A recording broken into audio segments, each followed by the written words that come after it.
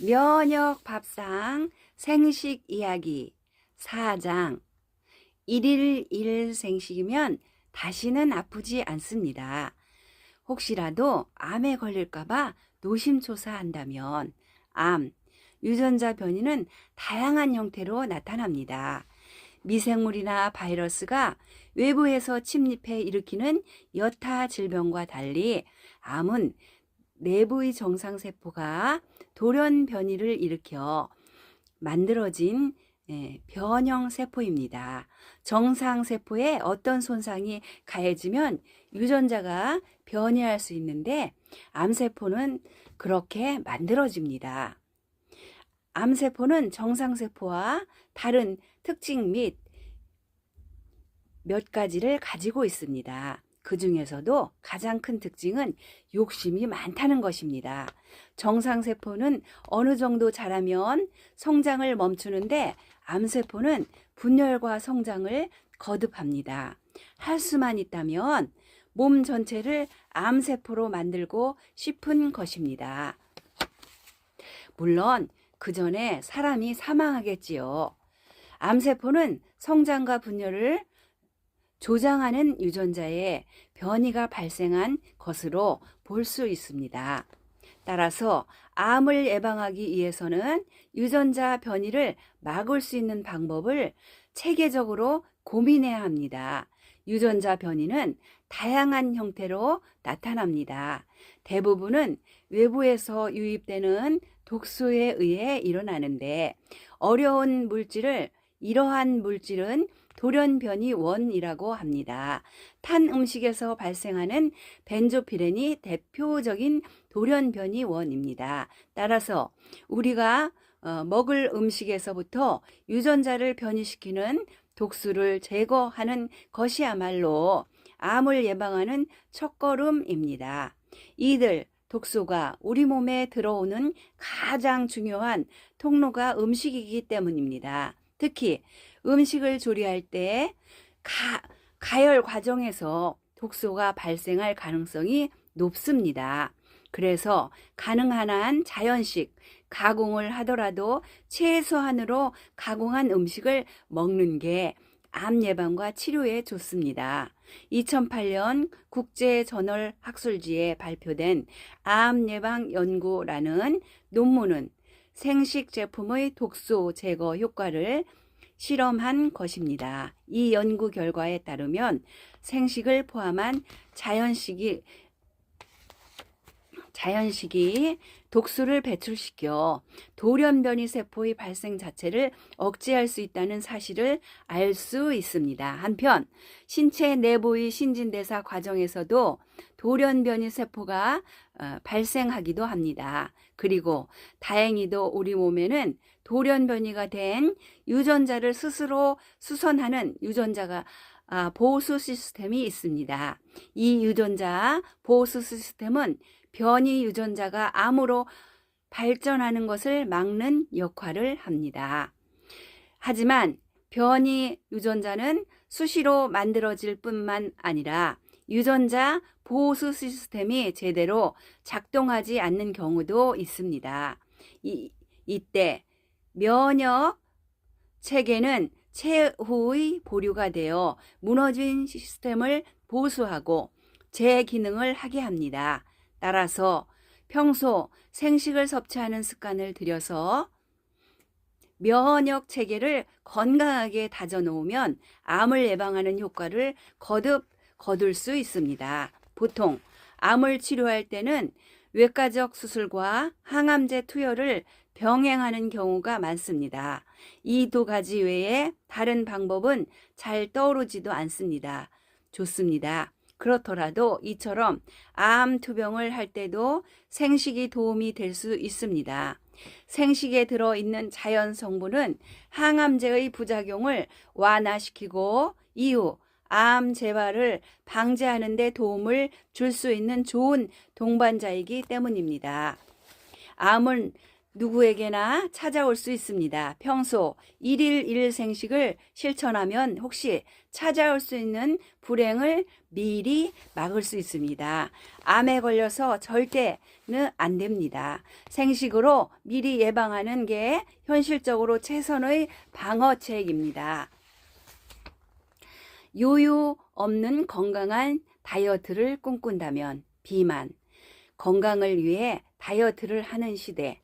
예전에는 특별한 사람이 특별한 경우에만 다이어트를 시도했지만 이제는 거의 모든 사람이 건강을 위해 다이어트를 하는 시대가 되었습니다. 그만큼 몸매 관리나 건강에 대한 현대인의 관심이 높아졌다는 이야기가 될 것이고, 한편으로는 영양 불균형이 심각한 수준에 이르러 비만 연구가 많아졌다는 이야기도 될 것입니다.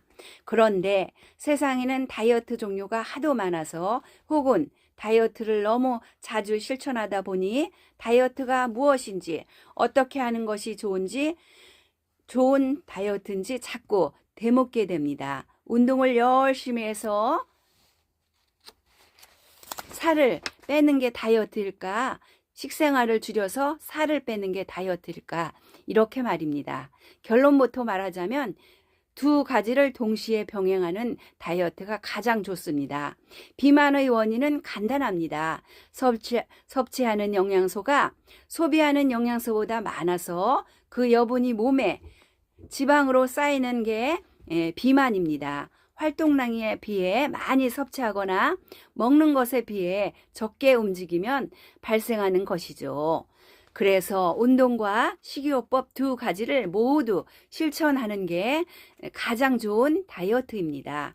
인체가 소모하는 에너지는 기초대사량과 활동대사량으로 구분합니다. 기초대사량은 생명체가 생명을 유지하는 데 필요한 최소한의 에너지를 말합니다. 한 사람이 하루 동안 소모하는 총 에너지의 60에서 70%에 달할 정도로 많은 비중을 차지합니다. 기본적으로 에너지를 많이 소비하는 사람은 몸이 알아서 기초대사량을 많이 설정합니다. 이렇게 기초대사량이 늘어나서 섭취한 에너지를 잘 태우기 때문에 비만을 방지하는 효과가 생깁니다.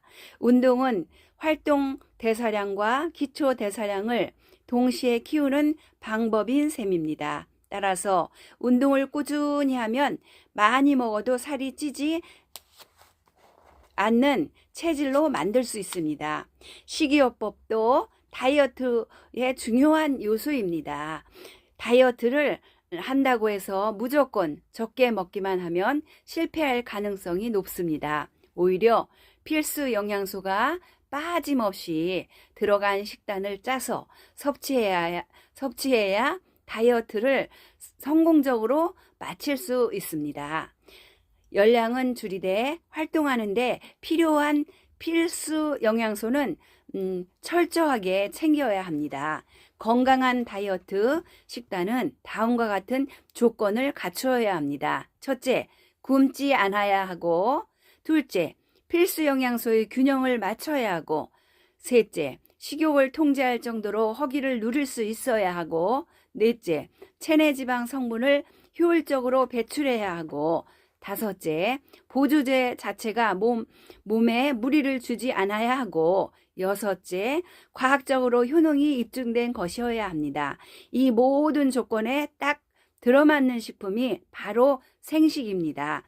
생식은 정상적인 식사와 일상생활을 유지하면서 체중을 감량할 수 있습니다. 특히 생식 섭취 기간이 길수록 체지방 감소율이 급수적으로 높아진다는데 더욱 가치가 있습니다. 한 번은 병원에서 같이 일하던 직원이 본인의 딸에게 다이어트 비법을 전수했다고 했습니다. 그러면은 하루에 2끼는 반드시 생식을 했다고 합니다. 그래서 제가 두 분 다 날씬한데 왜 다이어트를 하느냐 물었더니 겉으로는 날씬해도 부위별로 문제가 있다고 말했습니다. 그러면서 생식을 서너 달 먹고 나서 완벽한 몸매로 바꾸었다고 합니다. 1차 다이어트를 체중을 줄이는 것이라면 2차 다이어트는 몸매를 만드는 것입니다. 생식은 요요 현상이 없어서 2차 다이어트에도 매우 좋습니다. 다이어트는 단순한 살을 빼는 것을 의미하는 것이 않습니다. 다이어트는 본래 의미는 건강 증진을 위해서 제한된 식사를 하는 일입니다. 말하자면 건강에 도움이 되는 식사 습관을 갖는 일이 다이어트의 셈입니다. 이 같은 다이어트의 의미는 생식의 가치와 일치합니다. 생식은 최소한의 칼로리로 몸에 필요한 모든 영양소를 고르게 공급합니다. 더군다나 자연 재료에서 그대로 가져옵니다. 이보다 더 좋은 다이어트 식단은 없는 셈입니다. 생식은 몸에 필요한 영양소를 가장 필요한 형태로 제공하는 음식이기 때문에 생식을 섭취하는 일 자체가 다이어트입니다. 1일 1생식으로 다이어트 해보세요. 살도 빼고 건강도 챙길 수 있습니다.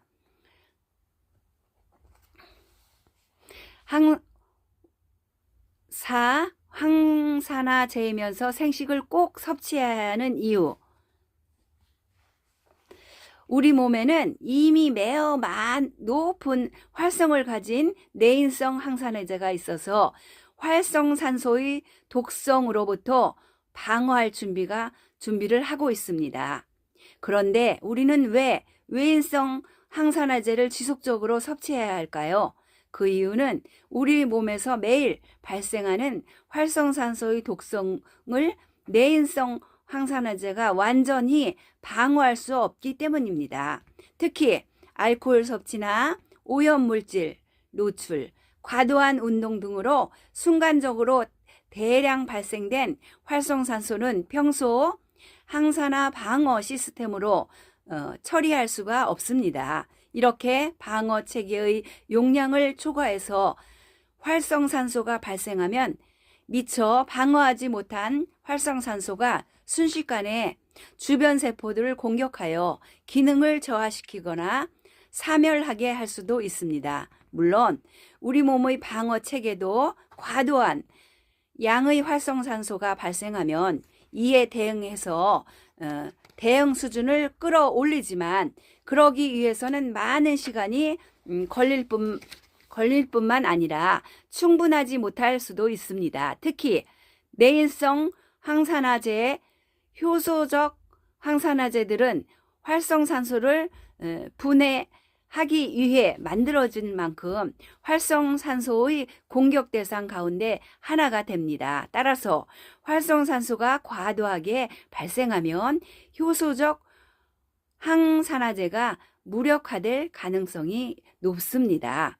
이런 이유로 비록 체내에 내인성 항산화제가 합성되고 있지만 우리는 외인성 항산화제를 지속적으로 보충해야 합니다. 즉 생명을 유지하는 동안 활성산소 자체가 지속적으로 발생하기 때문에 소모성 항산화제를 계속 보충해야 합니다. 특히 스트레스를 많이 받고 고지방, 식품 첨가물, 알코올 등의 섭취가 늘고 흡연이 생활화되어 있는 현대인을 과거에 비해 활성산소가 발생할 가능성이 매우 높기 때문에 반드시 항산화제를 추가로 보급해야 합니다. 한편 활성산소 노화 이론에 따르면 활성산소가 지속적으로 발생하고 이로 인한 손상이 누적되면 신체가 마모되어 노화가 유도된다고 합니다. 따라서 활성산소를 지속적으로 섭취하면 노화 속도를 늦추고 건강한 노화를 유도할 수 있습니다.